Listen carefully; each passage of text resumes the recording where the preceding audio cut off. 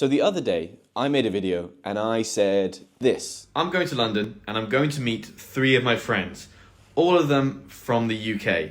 What I want to know is if you have any questions you want to ask them. Are there any dying questions that you have? Maybe you want to know why they use certain words, why they drink so much, or why the food's so bad. Anything you like, put in the box here and I'm going to ask them and let you know what they say. Amazingly, loads of you sent me questions that you're dying to ask British people. Here are some of them.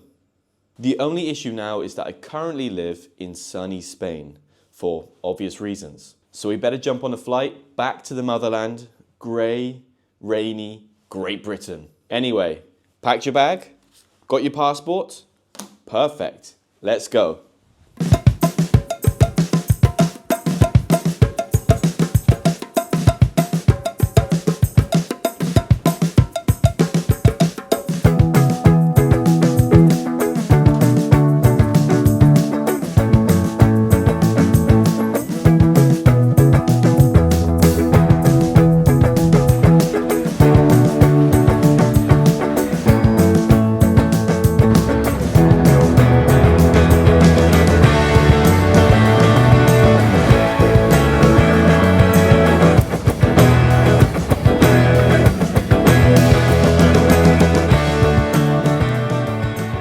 And I've made it to London, which is actually very sunny today. And I'm with James.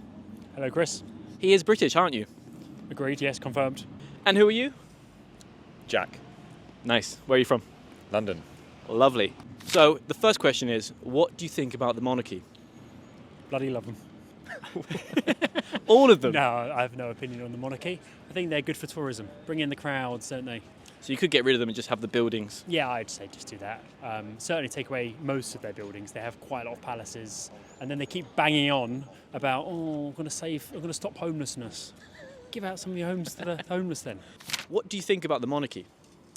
I would classify myself as a Republican in the sense that I don't see why we have figureheads born into basically an elite place in society, amassing wealth. I think there was something out recently which showed that they were taking a huge amount of money from somewhere. Completely unsubstantiated fact, but that was in the news.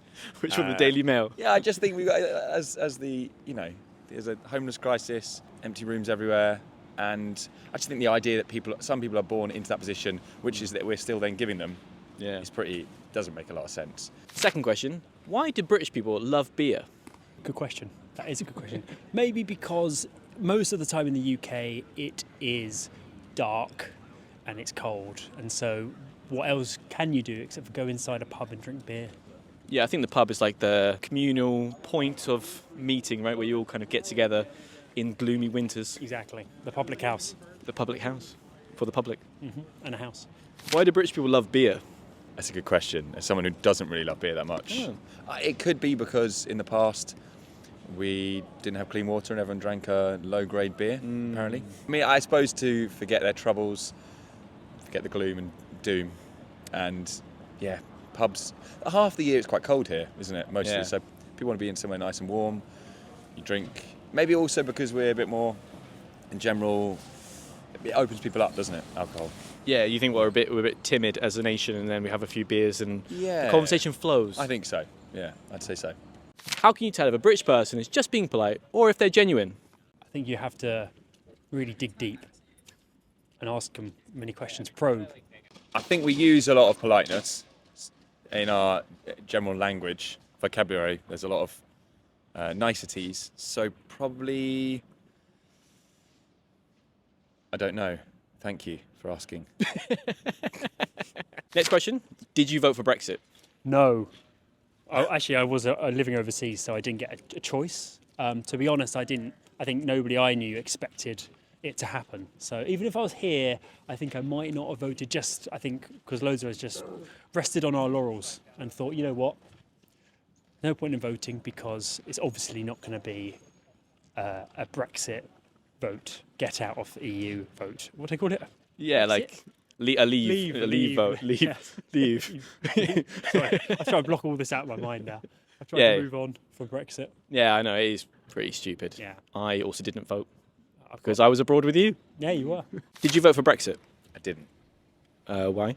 Because it's probably one of the silliest ideas, I think. If you have a massive trading partner on your doorstep for the people who are mostly happy to be connected to you, and then you not overwhelmingly, that's the point, you underwhelmingly, slightly overwhelmingly reject them in favour of something else, and the idea that we're stronger on our own, also the idea of sovereignty comes back to monarchy, like, it's a joke, isn't it? So I think that a lot of lies, but also a fair bit of arrogance, I think, going into those things. And then disillusionment, displaced.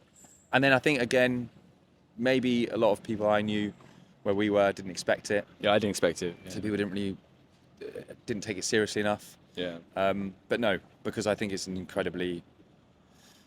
just a step backwards. Do British people really think that their food is bad, or is it just a typical joke? Yeah, I think it's difficult because I lived overseas for a long time, so I've seen the other side. So I think it's pretty bad. But I think people... How is it bad? Oh, it's just bland, you know. You go to a wedding, it's just brownness. You know, the beige buffet comes out. We're talking like Spuds. little cocktail sausages. Yeah. Spuds, yes, potatoes, you know, sausage rolls, all that. And it's just, you know, and then you go somewhere like India or you go somewhere like Japan. It's colour, it's vibrancy. I'm a rubbish interviewee. It's good. I didn't know what I didn't even listen to him. I didn't know what he was saying. I like what you're saying. Did you? I'm finished it. Oh, sorry. Do Brits really think their food is terrible, or is it just a joke? See, okay, right. I do have a good answer to this, I reckon. Define British food. Now, multicultural society, especially in London, I think that traditional British food, define it. What is it? Yeah. Veg and two meat? Yeah, Sunday Veg roast, filled. if it's made by someone... Meat and two veg. Sorry, meat and two veg. Yeah, veg and two meat, meat and two veg, yeah. I think if a Sunday roast is made by someone who can cook, it's an amazing meal. Sandwiches. Yeah, we are pretty Love good at sandwiches. Then on the whole, I would agree, you know, if you even ask me or anyone I know, what's British food? Yeah. Like you say, meat and two veg. But then now I would say, in somewhere like London, there are so many different cultures and there's some amazing restaurants. So I'd say there's a great food scene. What makes a person British? Ooh, talk about the weather a lot, probably. Like small talk. Yeah, what makes a person British? Kind of moaning at little things, but in a kind of jovial way, you know. I think that's a British thing, isn't it? Yeah, Maybe also complaining. Complaining, yeah, just complaining generally. Yeah. Getting burnt. Sunburnt. Getting sunburnt. Yeah, easy. yeah, getting sunburnt easily, it's good. And yeah, eating lots of bland food, I suppose. Yeah, and drinking lots of beer. Down the pub. That's full circle. What makes a person British? Makes a person British. Been born here. Irony. Maybe a dry sense of humour. Yeah. Sardonic wit. Not even sure what that means, but yeah. Mostly being born here, really. Have a bit of banter. Oh, actually, no, not being born here. That's not true at all. Being nationalised or whatever, naturalised. Yeah. Just having a passport, really. I would say, yeah. Having a passport that is from the British, or not even, because you can have a residency without a passport, can't you? True. I think I probably feel I don't really feel that British anymore, just because, I don't know, I've kind of lost my ways over 10 years living abroad. So I feel like, you know, I've got a British passport, but I feel more Argentinian. They might disagree, but... Oh, really? Yeah. Then nothing makes a person British, is my answer. There is nothing that can make a person British or not British. We're all part of one global experience. Yeah, screw the borders. Screw the borders, yeah. This one's a bit of an odd question, but I'll ask it anyway. Is it common to use communal showers after PE, after physical education? No. I don't think so either. Yeah, I was just, That is a yeah, good after I was question. just stinky. I think you need to unfollow that person or block them. They have whatever to you do unfollow on the me. social- Yeah, well, ask them to. Yeah. Yeah, it's a bit of an odd one. Yeah. Yeah.